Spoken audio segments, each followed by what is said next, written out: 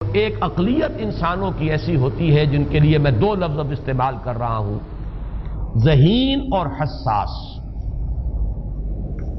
ذہین اور حساس لوگوں میں قبض اور بسط کی کیفیت، یہ مختلف سائیکلز ہیں جو آتی رہتی ہیں۔ کبھی طبیعت میں پشمردگی ہے، دل بجھا ہوا سا ہے، کچھ نا امیدی سی ہے، خود اپنے اوپر اعتماد کی کمی محسوس ہو رہی ہے، مجھ میں صلاحیت نہیں ہے، میں کچھ نہیں کر سکتا، اب تک جو کچھ کیا اس کا بھی ہے، امنگ بھی ہے، امید بھی ہے، روشن پہلو نظر آ رہے ہیں۔ قبض کی کیفیت میں تاریک پہلو نظر آتے ہیں، مایوسی کے پہلو نظر آتے ہیں، پیسیمزم کی کیفیت، اور یہ جو بسط کی کیفیت ہے اس میں روشن پہلو۔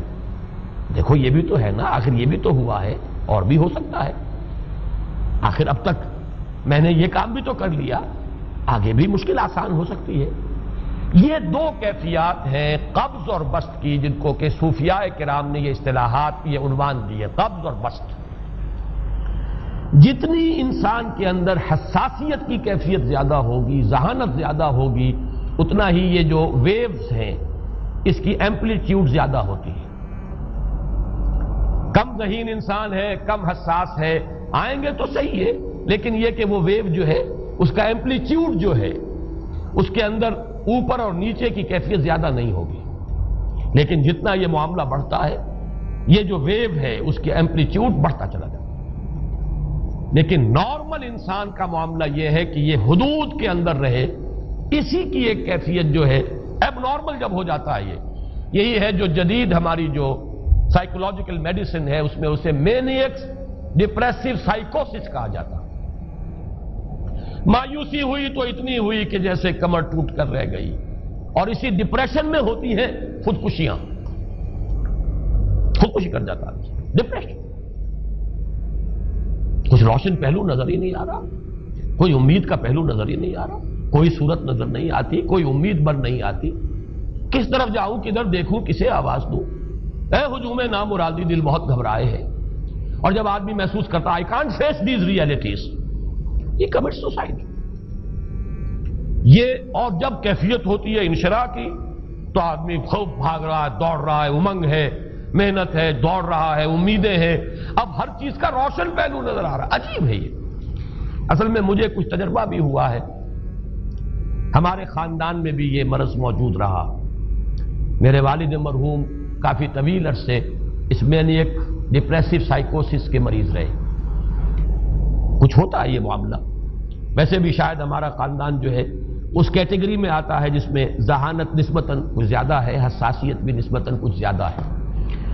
یہ دوسری بات ہے کہ کوئی شخص جو ہے یہ فلسفے کے طور پر اختیار کر لے کہ اپنے آپ کو ڈھیٹ بنا لینا ہے، یہ فلسفہ بھی بن سکتا ہے، لیکن یہ ہے کہ اگر آدمی چھوڑ دے اپنی طبیعت کو تو یہ دونوں کیفیات آتی ہیں۔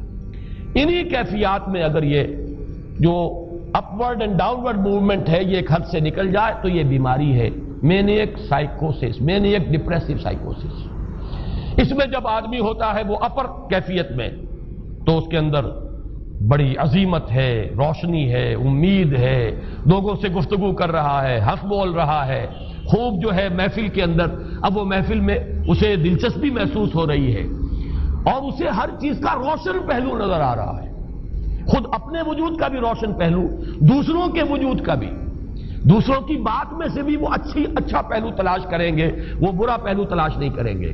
جب دوسری کیفیت ہے ڈپریشن کی، ہر ایک کی بات میں کوئی برائی نظر آئے گی، کوئی اس کی نیت کا فطور ہے، کوئی فساد ہے، کوئی یہ جو ہے بدنیتی کے ساتھ یہ بات کر رہا ہے، کوئی خیر کہیں ہے ہی نہیں، برائی ہی برائی ہے، مایوسی ہی مایوسی ہے، بدلی ہی بدلی۔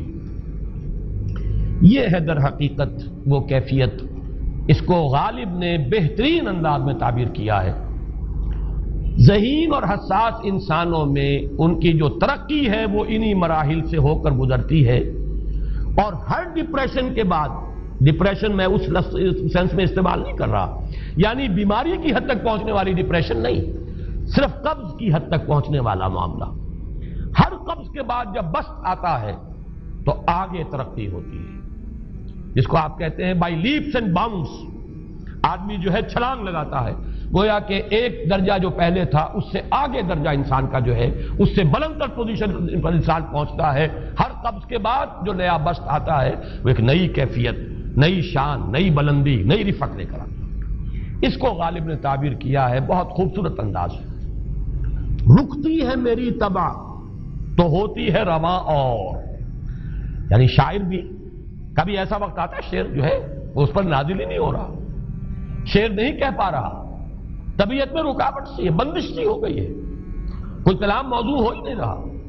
لیکن پھر جب یہ کیفیت جو ہے بدلتی ہے اور جب پھر بست کی کیفیت آتی ہے، رکتی ہے میری طبع تو ہوتی ہے رواں اور، پھر اس کے اندر ایک جولانی نئی ایک کیفیت جو ہے انشراح کی، وہ ایک بالکل نئی کیفیت، نئی شان کے ساتھ. یہ ہے وہ معاملہ جو ان آیات مبارکہ کے پس منظر میں ہے.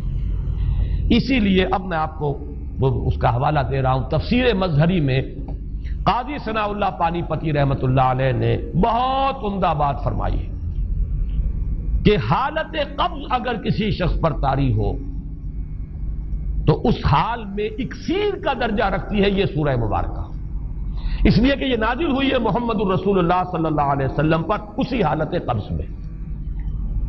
وَالضُّحَىٰ وَاللَّيْلِ إِذَا سَجَىٰ مَا وَدَّعَكَ رَبُّكَ وَمَا قَلَىٰ وَلَلْآخِرَةُ خَيْرٌ لَكَ مِنَ الْأُولَىٰ وَلَسَوْفَ يُعْطِيكَ رَبُّكَ فَتَرْضَىٰ أَلَمْ يَجِدْكَ يَتِيمًا فَآوَىٰ وَوَجَدَكَ ضَالًّا فَهَدَىٰ وَوَجَدَكَ عَائِلًا فَأَغْنَىٰ. یہ تمام آیات اب معلوم ہوگا کہ جیسے موتی پروئے ہوئے. ایک لفظ قبض، اب اس میں جو بھی واقعاتی اور جو میں نے آپ کو روایاتی جو بھی پس منظر بیان کیا وہ بھی فٹ بیٹھ رہا ہے. وہ خودکشی کا معاملہ بھی آ گیا، اس میں فٹ بیٹھ رہا ہے کہ بخاری شریف میں روایت موجود ہے کہ حضور فرماتے ہیں کہ میری طبیعت پر اس درجے اضطراب تھا، اتنی کیفیت جو ہے میری تشویش کی تھی کہ میرے دل میں بار بار خیال آتا تھا کہ پہاڑ پر چڑھ کر اپنے آپ کو نیچے گرا دوں. یہ سارے معاملات اب آپ کو محسوس ہوگا جیسے تمام کڑیاں جو ہے وہ جڑ گئی، جیسے رات کو اب آپ اٹھ نہیں پا رہے، اضمحلال ہے، اعصابی جو ہے اعصاب اس درجے متاثر ہو چکے ہیں. صرف یہ ایک احساسات کی کیفیت نہیں ہے، آپ کی قوت فعلی جو ہے، قوت عملی، وہ بھی اس درجے متاثر ہو چکی ہے کہ کئی راتیں گزر گئی اور آپ رات کو نہیں اٹھ سکے، جس پر کہ ام جمیل کو یہ کہنے کا موقع مل گیا کہ معلوم ہوتا ہے محمد تمہارا شیطان تمہیں چھوڑ گیا. اب یہ جملہ اپنی جگہ پر اس کی کاٹ ہے یقیناً، اس سے یضیق صدرک بما یقولون، لیکن وہ کیفیت جس کی وجہ سے یہ جملہ آیا ہے اس پر نگاہ دوڑائیے، اس پر نگاہ کو مرکوز کریں گے تو معلوم ہوگا ایک لفظ قبض، یہ قبض کی ایک کیفیت تھی. اس قبضی کی کیفیت کا ایک مظہر یہ ہے چونکہ یہ بھی تو در حقیقت قلب مبارک جو ہے محمد الرسول اللہ صلی اللہ علیہ وسلم کا، اسی پر تو وحی کا نزول ہوتا تھا. یہ بھی وہی داخلی احساسات و کیفیات کا معاملہ ہے، یہی بھی در حقیقت یہ واردات قلبیہ ہی کا سارا معاملہ ہے.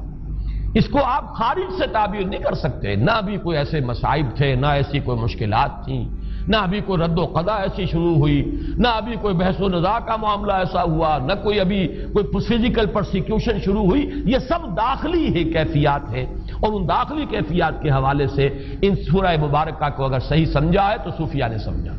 وہ جو اقبال کا شعر ہے کہ کچھ جو سمجھا میرے شکوے کو تو رضواں سمجھا، مجھ کو جنت سے نکالا ہوا انسان سمجھا. اور کون سمجھے گا؟ وہ تو سمجھے گا کہ دکھے ہوئے وہ دل کی صدا ہے، وہ کیا ہے جو اقبال کی وہ ایک نظم ہے پرندے کی فریاد، گانا اسے سمجھ کر خوش ہونا سننے والے. یہ تو در حقیقت ایک دکھے ہوئے دل کی صدا، فریاد یہ صدا ہے. تو یہ کیفیت جو ہے رضوان سمجھ سکا ہے جو کہ داروغہ جنت ہے، اس نے سمجھا یہ وہی آدم جو نکالا گیا تھا یہاں سے، یہ اس کی فریاد ہے. کچھ جو سمجھا میرے شکوے کو تو رضواں سمجھا، مجھ کو جنت سے نکالا ہوا انسان سمجھا. تو واقعہ یہ ہے کہ اس سورہ مبارکہ کا صحیح فہم اگر حاصل ہوا ہے وہ امام راضی کو حاصل ہو ہی نہیں سکتا. وہ عقل اور منطق کی گتھیاں سلجھانے والے آدمی ہیں، اپنی جگہ ان کی کنٹریبیوشن بہت. یہ لغت اور ادب کا کوئی خاص مسئلہ اس میں ہے ہی نہیں کہ زمخشری اس میں کوئی جولانی دکھائیں اپنی، اس میں کوئی ایسا اشکال ہے ہی نہیں، نحوی اشکال ہی نہیں. لیکن یہ واردات قلبیہ کا معاملہ ہے، احساسات باطنی کا معاملہ ہے، یہ نفسیات انسانی کا معاملہ ہے. اور اس کو وہی سمجھ سکتے ہیں کہ جو ماہرین علم نفس ہیں، اور وہ ہیں صوفیاء کرام ہمارے ہاں، جن کا وہ ذوق ہے باطنی کیفیات و احساسات، جن کا موضوع ہے کہ یہ در حقیقت حالت قبض کی کیفیت ہے.